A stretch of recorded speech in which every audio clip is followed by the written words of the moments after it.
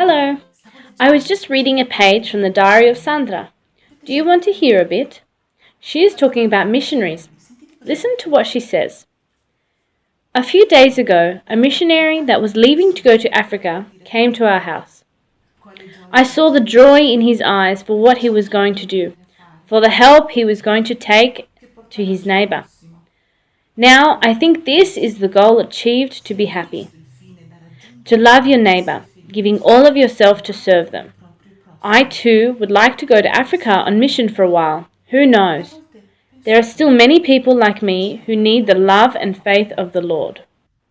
Missionaria, chissà, ci sono ancora tante persone che come me hanno bisogno della tua fede e del tuo amore, Signore. Sandra was only 14 years old, and already she was thinking about how much she would like to go on mission. Do you know what that means? Do you know who missionaries are? How can I explain this?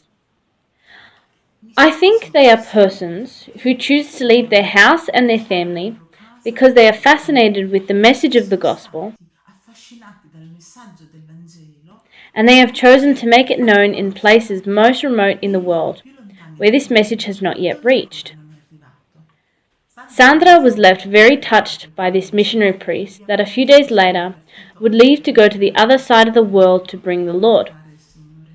And from that moment, she too began to carry this dream in her heart, then looking in every way to make it happen.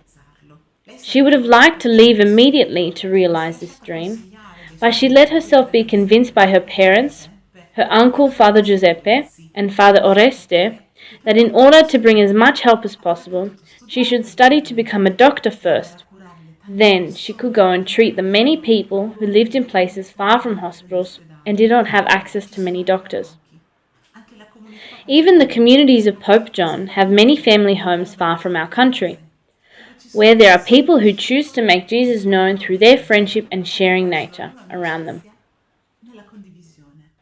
My friend Sandra always thought of the ones around her, especially of those who were in need. For example, when she was little, she once saw her uncle, Father Giuseppe, give a donation to a poor man who had knocked on the door. She thought that the donation would not be enough for the poor man, and so she ran to her room to find more coins from her purse to donate as well. It happened often that she would donate her things to others, even gifts she had just received, like her vest that her uncle had just brought back from America for her, and she had not even arrived at home, and she no longer had it. She said it wasn't because she didn't like it, just that on her way back home she met someone who needed it more than she did. She was always very generous. In fact, she never gave too much importance to fashion or accessories. To Sandra, these things seemed trivial, and so she tried to offer her help and her belongings to all those who needed.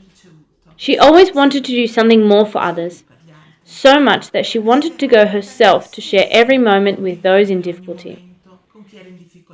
Today, the story of Sandra reaches people who are in countries far from us.